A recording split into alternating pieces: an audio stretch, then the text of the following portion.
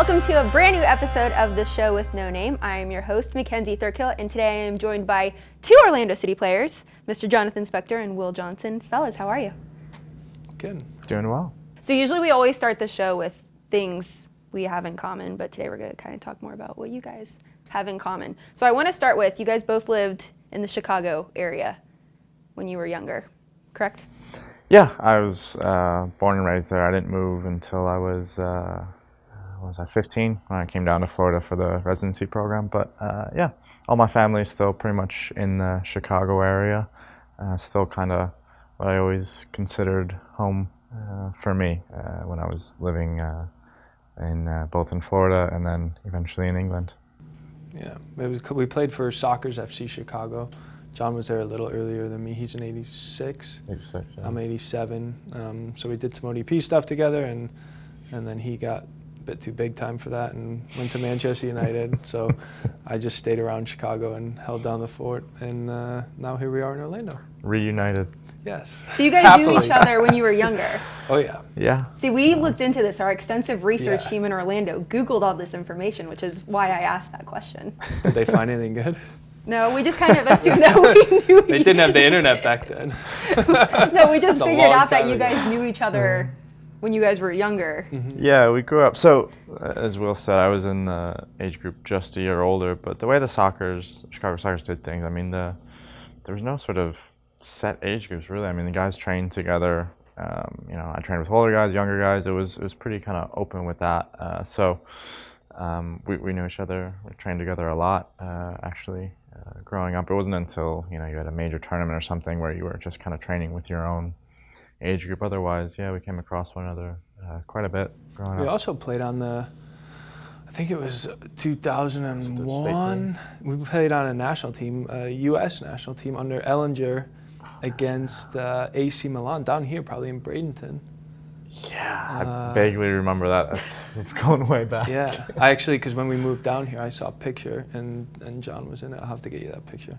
Yes. It's a cool picture. You got a terrible mullet. I was gonna say that's. You had a mullet? Pretty much. Yeah. Oh, yeah. For a long time, it was an '80s baby. Of course, I had a mullet. Fair enough. Yeah. So were you guys friends when you were younger, or were you guys just like teammates and you were? Yeah, we didn't go to school together. John went to private school. Oh, you were that guy. He's fancy.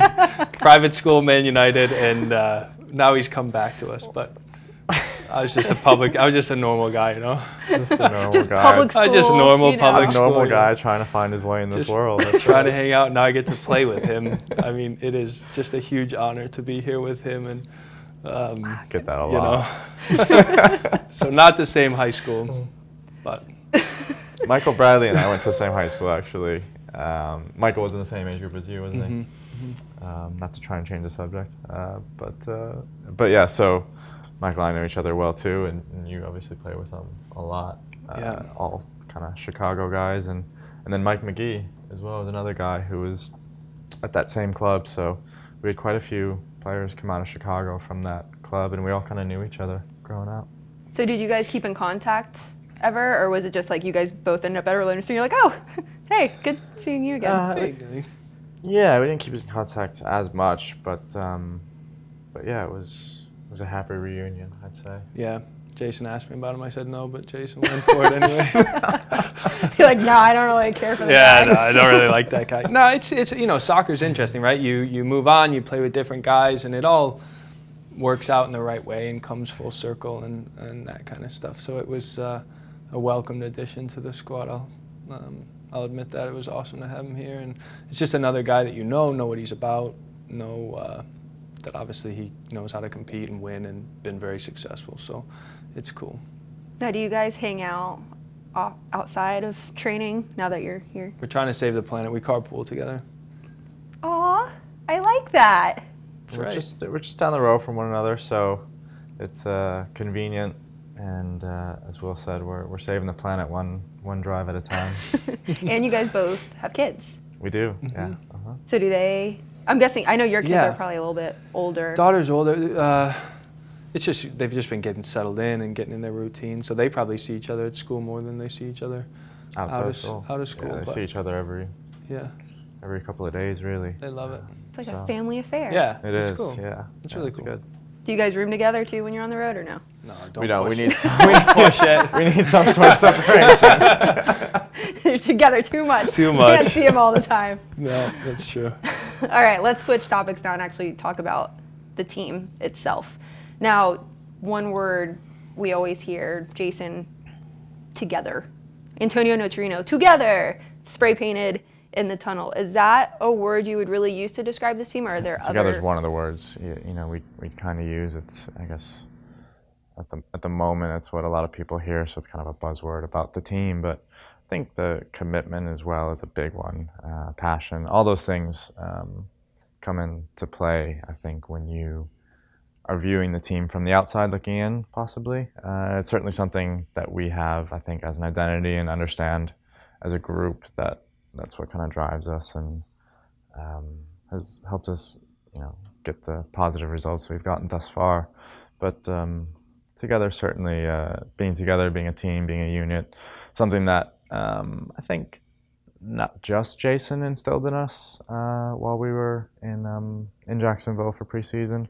Probably started with him, but I think we've kind of, as a team, taken that on ourselves and run with it as an identity, and it's helped us be relatively successful up until this point. Well, there's challenges in terms of the backgrounds of our team, in terms of different languages, where guys come from, what they associate with together and being part of a group. Is it, we're all competing for jobs and spots, and so it is a naturally competitive environment, and it's easy to pull yourself out of a group and go with your best friend and just kind of do your own thing. And so I guess our meaning of together is no matter what, you're committed to this group first and foremost, and it's not about if you speak Spanish or Portuguese or English, or if you're in the 11, the 18, or the practice squad, you are one piece of Orlando City